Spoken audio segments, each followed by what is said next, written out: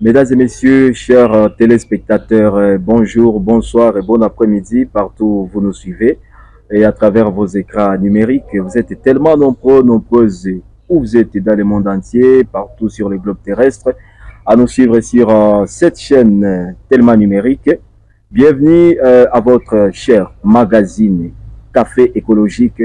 Café écologique, votre magazine qui parle plus des affaires environnementales. Nous vous accueillons aujourd'hui à ce premier numéro sur notre chaîne numérique. Nous avons beaucoup de thématiques sur le plan environnemental et que nous allons pouvoir décortiquer aujourd'hui. Et ça pour pas perdre le temps, nous allons d'abord vous présenter nos différents invités que nous allons pouvoir inviter au cours de notre tout premier numéro de Café écologique d'aujourd'hui. Nous sommes en janvier, fin janvier, et je suis sûr et certain que ça ne sera pas le dernier numéro pour vous. Vous allez nous suivre 10 jours au lendemain à notre chaîne numérique que vous allez chaque fois commencer à recevoir depuis partout où vous vous retrouvez. Nous avons l'honneur de pouvoir accueillir aujourd'hui 4 invités avec qui nous allons pouvoir décortiquer certaines thématiques qui cadrent avec l'environnement. Et ce sont des personnes tellement expérimentées en domaine environnemental. Mesdames et messieurs, nous sommes sûrs et certains que vous ne serez pas déçus. Et vous avez autant de questions, de préoccupations qui concernent l'environnement. C'est à travers votre café écologique que vous allez chaque fois pouvoir découvrir beaucoup de choses et recevoir beaucoup de réponses à ce qui concerne certaines thématiques sur le plan environnemental. Nous avons 4 invités tels que je vous l'ai dit. Le premier invité, c'est M. Justin Vaweka qui va pouvoir nous rejoindre un peu plus tard. Pour votre formation, il est le chef de bureau de ressources anneaux en province de l'Ituri, qui va pouvoir bien sûr nous rejoindre un peu plus tard. Nous avons CT Patient Alema, et c'est vraiment un expert aussi, un environnementaliste. Il est expert chercheur sur les zones humides dans les bassins des Semliki. Mesdames et messieurs, comprenez que nous aurons aussi le troisième invité, c'est Monsieur Hussein Nanga. Pour votre information, il est le directeur provincial de l'Agence congolaise de l'environnement. Alors, la parité n'a pas été du reste. Et nous avons une dame, elle s'appelle Madame Niclette. Elle est Programs Manager de l'organisation non gouvernementale Arbre. Et ça pour autant perdre le temps, nous allons d'abord accueillir Monsieur John Lufukaribou. C'est bien lui le directeur exécutif de l'organisation FORED.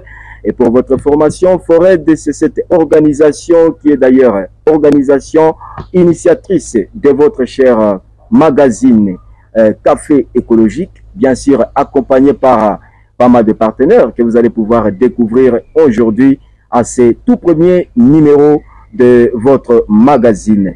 Et ça pour taper de temps, avant que nous ne puissions accueillir Monsieur John Lufukaribou à la présentation de votre magazine. Nous sommes Mbeo Mastaki. Mesdames et messieurs, tournons nos caméras vers Monsieur John Lufukaribou qui va pouvoir se présenter d'abord et puis nous parler brièvement de café écologique. Exactement c'est quoi, avant que nous ne puissions aborder certaines thématiques qui sont au menu d'aujourd'hui. Monsieur John Lufukaribou, bonjour. Bonjour.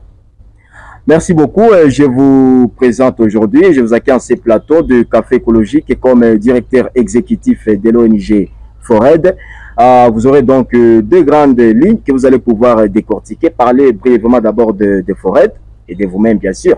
Et après cela, vous allez nous parler de Café écologique, puisque aujourd'hui, je rappelle que c'est le tout premier numéro que le téléspectateur va pouvoir découvrir. Alors, parlez-nous d'abord de FORED, mais également de cette idée tellement meilleure qui pointe d'ailleurs à l'ordre du jour, d'autant puisqu'aujourd'hui la République démocratique du Congo, partout dans le monde, on a parlé pays solutions. Alors, vous allez nous parler de café écologique pour que tous ces téléspectateurs qui nous captent de partout dans le monde entier puissent comprendre exactement de quoi nous parlons. Merci. Merci pour la parole. En fait, l'organisation FORED comme forum des engagés pour l'environnement, la paix et le développement durable, c'est une organisation nationale des droits congolais. C'est une organisation qui date depuis 2004. Les enjeux et même les défis liés à la protection de l'environnement. Parce que dans le souci, on veut que le développement durable que la population congolaise dans son général, ainsi que la population iturienne dans sa particularité, deviennent une appropriation, le développement durable. Parce que vous allez comprendre que c'est un cadre qui doit plus parler sur la réalisation des objectifs du développement durable. Voilà. Ainsi, comme vous venez de le constater, notre magazine est tiré de deux mots, comme café écologique, que nous avons même abrégé à café éco ou café écolo. Son origine de ces deux mots compose le café et l'écologie. Or, dans sa définition plus large, le mot café, ce n'est pas seulement le café comme nourriture, comme boisson que nous extraisons au champ, mais dans son expression à large, le café, c'est un endroit où les gens se mettent pour réfléchir sur un sujet quelconque, sur un défi quelconque, que ce soit environnement, que ce soit dans le cadre du développement. Comme nous sommes là aujourd'hui. Voilà. Donc, nous sommes au café. Et notre café est écologique parce qu'on va parler plus du développement durable, plus précisément de l'écologie. Et étymologiquement, nous connaissons que c'est que l'écologie qui désigne, c'est la science qui est pour l'étude des relations entre les vivants. La relation entre l'homme et l'arbre, on doit un jour en parler. Est-ce que ça continue? Est-ce que ça évolue bien? Les relations entre l'homme et les poissons, les relations entre l'homme et les zones humides, les relations entre l'homme et, comme nous l'avons dit dans notre introduction, que Dieu a créé et il a dit que la nature qu'il a créée était bonne. Alors, est-ce que cette beauté aussi de la nature continue à être préservée ou conservée et protégée? Voilà, c'est autour, donc au courant des magazines, des articles qui seront exploités dans notre magazine, nous allons savoir sinon pourquoi, on doit savoir le pourquoi. Et après avoir traité le pourquoi, on doit trouver des solutions. Donc ce sont des débats scientifiques où tout le monde est invité à participer. C'est un cadre qui va faciliter les chercheurs. Ils peuvent publier leurs résultats scientifiques et des recherches scientifiques. Il y a ceux qui peuvent, comme les étudiants, peuvent s'en informer quand on veut parler des zones humides, par exemple. Si vous êtes en train de faire un travail sur les zones humides, maintenant, où trouver des réponses? Quand vous allez trouver qu'il y a un expert dans les zones humides, c'est déjà une adresse pour comment on peut trouver cet expert. Ainsi de suite. Je vous remercie. Merci beaucoup, monsieur John Lufukaribou. Alors, il y a une question qui surgit par rapport à cette grande thématique que nous allons chaque fois décortiquer au courant des cafés écologiques. Qu'est-ce que vous attendez? Parce que je peux dire que c'est le premier magazine au niveau de la province de l'Ituri lorsqu'il ce qui concerne l'environnement.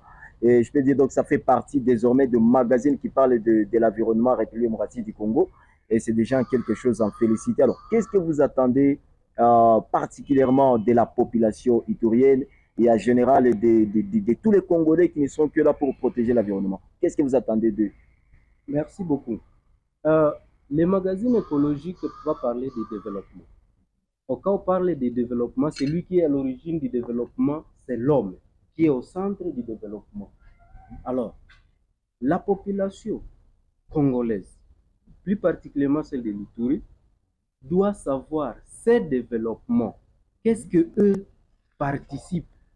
Est-ce qu'ils contribuent au développement propre ou développement durable?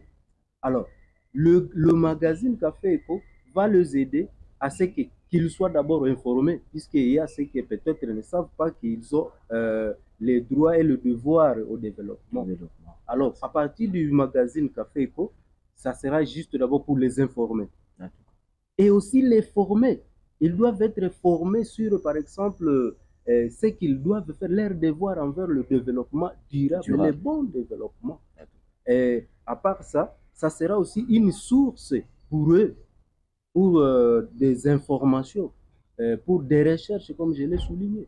Donc, ce que je donne comme appel à la population, qu'ils adhèrent massivement, parce que ce n'est pas seulement John et ceux qui vont se présenter aujourd'hui qui vont développer le magazine Café écologique, mais c'est tout le monde.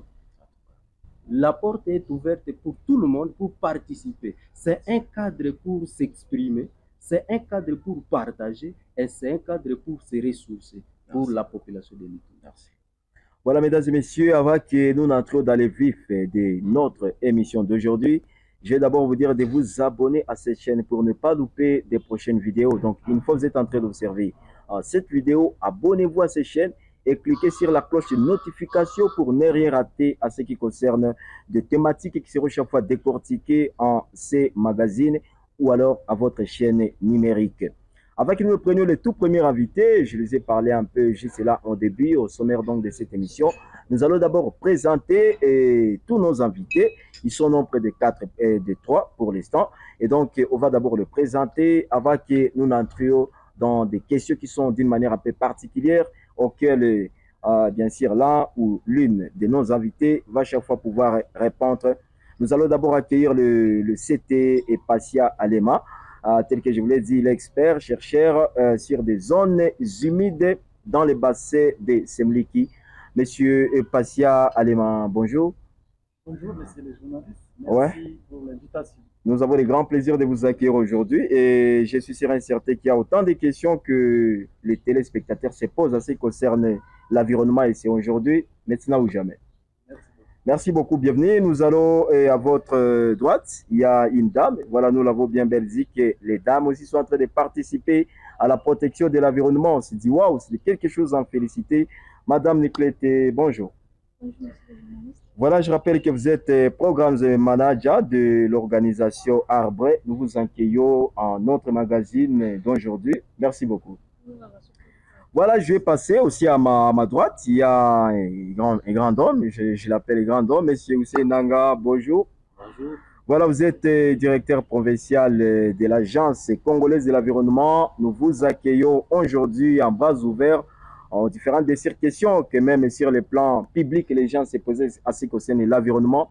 Je serai certain qu'aujourd'hui, nos téléspectateurs seront ravis de pouvoir écouter vos interventions. Merci, et je suis là pour.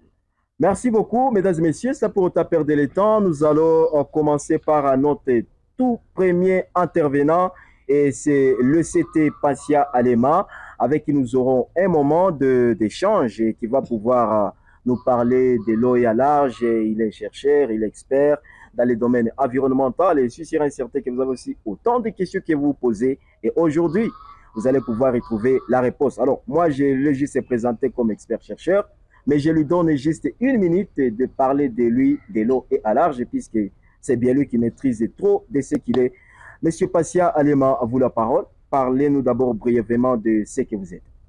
Merci beaucoup pour la parole accordée. Je suis très ravi d'abord pour l'invitation, parce que ça fait longtemps qu'on attendait un bon cadre comme ça pour discuter des questions profondes sur l'environnement. On n'a jamais eu. Merci beaucoup d'emblée.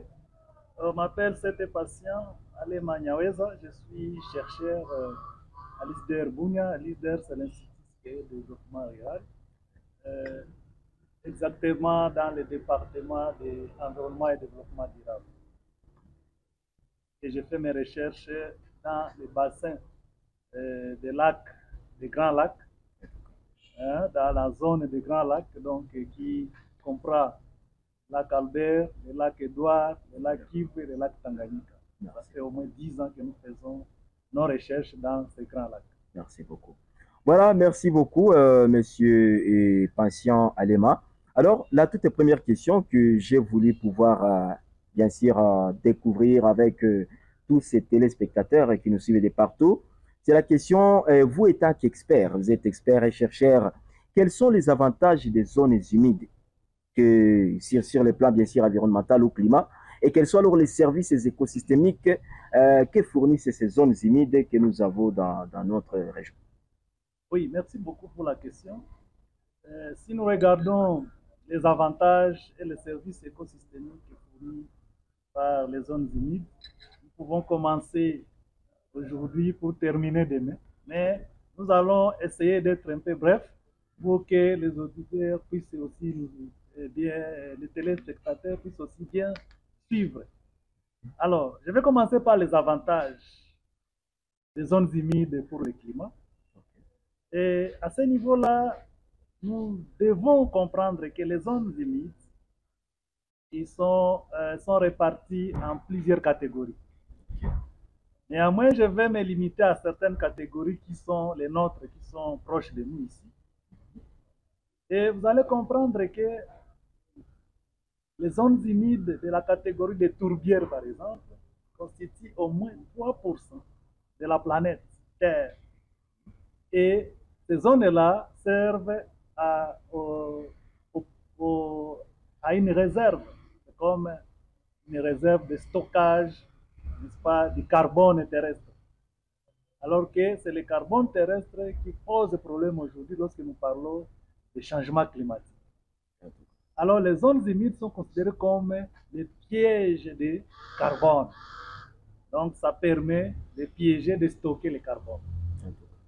Deuxièmement, nous allons comprendre que les zones humides permettent de piéger jusqu'à 30% de carbone dans les sols. Et donc, il y a le carbone atmosphérique et le carbone du sol. Et donc, les zones humides sont considérées comme les puits mondiaux qui stockent le carbone jusqu'à la hauteur de 30%. Ce qui constitue un rôle crucial dans l'atténuation des changements climatiques. Troisièmement, je voulais souligner l'aspect zones humides côtières. Les zones humides côtières réduisent les chocs, les tempêtes, donc sur les rives, réduisent également les inondations et permettent de retarder aussi la sécheresse. S'ils vont jouer un grand rôle dans l'adaptation au changement climatique et permettent également d'augmenter la résilience au choc climatique, donc au changement climatique. Deuxièmement, je voulais qu'on puisse parler aussi des services écosystémiques. Voilà, les services écosystémiques rendus par les zones humides sont immenses. Nous allons essayer d'être un peu synthétiques pour une meilleure compréhension. Premièrement, quand on parle des services écosystémiques rendus par les zones humides, nous voyons le premier service qui nous intéresse beaucoup, c'est que les zones humides jouent un rôle des éponges, se comportent comme des éponges qui absorbent l'eau, jouent aussi un rôle d'atténuer les crues pour éviter des débordements. Et au même moment, pendant l'étiage, lorsqu'il y a manque d'eau ou déficit d'eau, les zones humides sont là pour essayer de jouer ce rôle-là de maintien de l'eau. Presque pendant les 2 saisons, donc du moins dans la zone tropicale où nous nous trouvons, les 2 saisons, la saison des pluies et la saison sèche. Voilà. Troisièmement, les zones humides assurent les infiltrations d'eau vers la nappe ou les nappes souterraines, parce qu'il y en a beaucoup. Et les zones humides à ce niveau-là jouent un grand rôle dans le cycle de l'eau. Et sans le cycle de l'eau, en tout cas, il n'y a pas la vie. C'est comme ça que les zones humides se comportent comme des pourvoyeurs même des eaux vers les nappes souterraines, ce qui permet encore que ces eaux puissent encore une fois nous revenir par la résurgence un jour pour donner encore de l'eau potable. Nous avons aussi que les zones humides vont jouer un grand rôle dans l'amélioration de la qualité de l'eau. Et donc, c'est comme des filtres qui aident à filtrer, n'est-ce pas, les eaux. Et donc, ça améliore la qualité de l'eau. Et aussi, un autre service qu'on ne peut pas oublier, c'est que les zones humides constituent des refuges pour la biodiversité. Sont à l'aise. Donc, c'est comme une zone qui accueille les animaux. Notamment, dans les zones humides, vous allez trouver qu'il y a au moins 50% des espèces des oiseaux se retrouvent dans les zones humides. Nous avons au moins 100% des amphibiens, n'est-ce pas, qui sont à l'aise là. On va comprendre que les zones humides constituent un lieu qui abrite ces animaux, mais aussi, pas seulement les animaux, mais aussi la flore aussi. Donc, il y a une diversité des espèces végétales qu'on trouve dans les zones humides, faisant du coup des zones humides, des zones qu'il faut protéger, qu'il faut prendre avec beaucoup de valeur. Voilà un peu, d'une manière brève, ce qu'on a comme avantages et services. Merci beaucoup. Alors, par rapport à notre thème du jour, qui est l'exploitation du pétrole dans les Grabennes et Alberta, mais également par rapport aussi à ces zones humides dans les deltas de la Semliki, quels sont vos points de vue face à tout cela? Voilà, merci encore une fois pour la parole accordée. Partant du thème du jour, en tout cas un thème de catastrophe liée à l'exploitation du pétrole dans le monde. Et dans la région où nous sommes bien entendu dans une zone qu'on appelle la région des Grands Lacs. Une région caractérisée par des grands lacs qui sont au fait entourés par des bassins versants. Et ces bassins sont très riches en ressources naturelles, dont le pétrole dont nous parlons aujourd'hui. Alors, dans nos recherches que nous avons déjà menées dans toute la zone du Grand Lac, ce sont les émissions de gaz à effet de serre qui sont générées pendant l'exploitation. Et comme vous le savez, les gaz à effet de serre sont à l'origine des changements climatiques.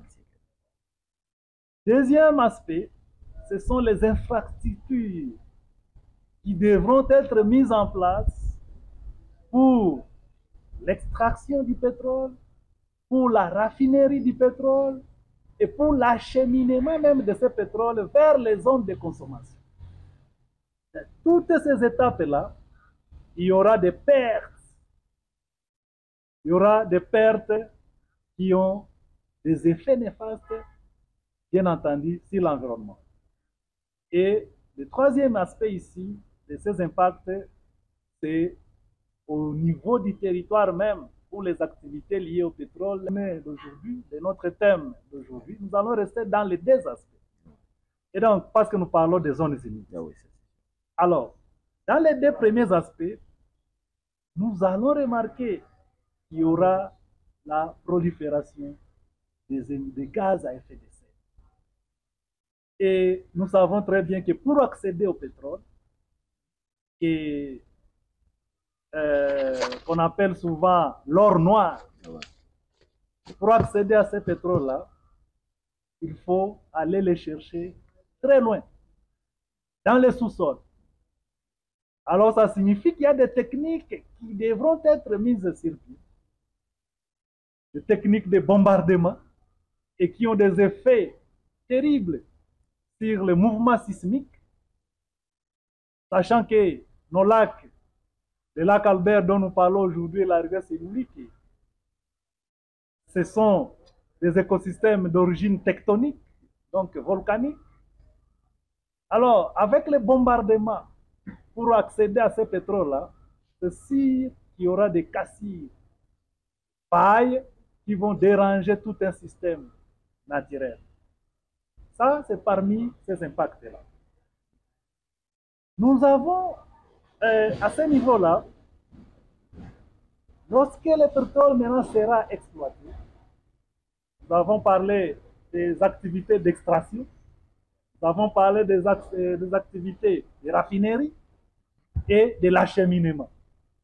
Tout au long de ce parcours-là, c'est là qu'il y a maintenant un problème que nous appelons maintenant le déversement des produits pétroliers dans l'environnement. C'est là qu'il y aura des produits pétroliers qui vont s'échapper dans l'environnement. Et c'est ça le grand problème aujourd'hui qui guette l'humanité tout entière. Et je pense que vous avez déjà entendu parler de la marée noire. Et donc cette marée noire est liée à l'exploitation de ce que nous appelons maintenant l'or noir. Alors, cette marée noire, c'est une première conséquence grave dans l'exploitation du pétrole. C'est une catastrophe industrielle et écologique. Cette marée noire qui est noire. Et cette marée noire, une fois dans les lacs, comme le lac Albert, je disais tantôt que c'est un lac d'origine volcanique, c'est là qu'il y aura maintenant des catastrophes terribles. Parce qu'à ce niveau-là, ça va jouer un écran comme un écran noir qui va empêcher premièrement au rayonnement solaire de pénétrer dans les lacs. Alors, un lac où les rayonnements solaires ne peuvent plus pénétrer, ça signifie que c'est un lac qui est voué à la disparition. C'est la mort de toute vie à l'intérieur. Parce que c'est le soleil, au fait, qui est au départ, n'est-ce pas, de ce qu'on appelle la photosynthèse. La synthèse de la lumière. Alors, il y a le soleil, mais qui ne peut plus pénétrer dans un lac. Ça signifie que toutes les espèces animales, tout comme végétales, qui se trouvent dans les lacs, là, vont commencer à disparaître, vont mourir. Et donc, cette marée noire va causer des dégâts terribles. Et à ce niveau-là, ce sont des accidents terribles qui vont toucher même l'homme, l'homme étant au centre de cet environnement. Parce que je crois qu'on va y arriver. Je ne vais pas aller presser dans ces aspects. Je vais expliquer après comment la zone du delta de Semiliki fonctionne d'une manière écologique. Bien sûr, c'est Voilà. d'ailleurs la question qui arrive, qui approche. Donc, on voulait avoir des conséquences de cette exploitation, que ce soit sur l'aspect, mais ou alors sur l'aspect d'une manière un peu, je voulais parler écologique d'une manière un peu générale, quoi. Il y a des conséquences liées à cette exploitation. Voilà, merci beaucoup. Et vous allez comprendre c'est pourquoi la zone du delta, si je prends le delta de Semiliki, vous allez comprendre que selon même sa configuration, c'est une zone qui provient d'une conséquence, d'un comportement, n'est-ce pas, d'une toute une série des écosystèmes. Vous regardez le delta de Semiliki, les eaux qui se déversent au lac Albert prennent naissance au lac Édouard. Et donc, il y a une connectivité entre les deux écosystèmes. Et c'est là qu'il y a un problème à ce niveau-là, parce que avec l'exploitation du pétrole futur, il y aura cette connexion-là risquera d'être coupée ou entrecoupée. Parce qu'arriver, les eaux qui quittent le lac Édouard dévalent une colline, des montagnes, une série de montagnes, avant de se jeter dans les lacs Albert. Et imaginez-vous maintenant qu'arriver au niveau du delta de Semiliki, qui est une forme, qui prend la forme même de delta, comme on l'appelle en mathématiques, c'est pourquoi on l'appelle même delta, parce que c'est comme une rivière qui va s'entrecouper en plusieurs morceaux, en plusieurs bras. Il y aura maintenant Semiliki 1, Semiliki 2, 3, 4, et aujourd'hui on parle de 5, et il y a même les pêcheurs des amis pêcheurs qui nous parlent de Semiliki 5 bis. Et donc ça signifie que dans cette configuration-là maintenant, vous allez comprendre que la rivière constitue même les poumons, n'est-ce pas, de ce lac-là, Albert. Parce que c'est dans ces deltas-là, on trouve ce que nous appelons maintenant les zones de frayère. C'est là où la plupart des espèces de poissons vont se reproduire. C'est là où les amphibiens se reproduisent et vivent. C'est là où les reptiles, tels que les crocodiles, vont déposer les œufs. Vous comprenez que, comme c'est une zone ciblée, comme riche, très riche en pétrole, c'est déjà un problème du point de vue écologique. Il y aura maintenant une catastrophe écologique qui va se mettre ici. Et là, si vous regardez maintenant le nombre de ménages qui dépendent de cet écosystème-là, c'est vraiment, ça sera une catastrophe terrible. Parce que uniquement que dans les deltas là-bas, dans la petite zone-là du delta, il y a au moins 48 000 populations, 48 000 personnes qui dépendent directement seulement des deltas de sécurité. Alors, ce sont des millions maintenant si nous commençons. Du lac Edouard jusqu'au lac Albert. Ce sont des millions de ménages, de personnes qui sont en danger. Le danger est double. Ils vont manquer à manger et leur vie sera en danger. Et même, ils sont victimes directes parce qu'ils sont au contact, ils sont obligés de vivre en corrélation avec ces écosystèmes. Et on va du coup leur priver même à manger parce que toutes ces communautés-là dépendent de ces écosystèmes pour leur nourriture. Et l'environnement sera aussi en difficulté parce que ces écosystèmes, ils jouent un grand rôle dans la production de l'oxygène même, dans la séquestration du carbone, dans l'atténuation des effets des changements climatiques. Et donc, c'est toute l'humanité qui va en pâtir. Parce que le lac Albert, comme vous le savez, aujourd'hui, c'est un lac qu'on considère comme un écosystème vulnérable.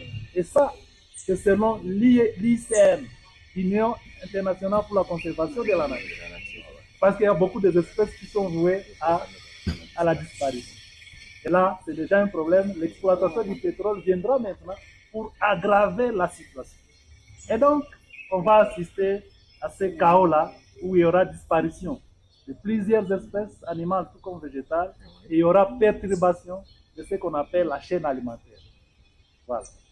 Voilà, merci beaucoup. Nous venons de découvrir autant de conséquences, que ce soit humaines ou écologiques. Voilà, alors par rapport à vous qui êtes expert bien sûr, est-ce qu'il y a des difficultés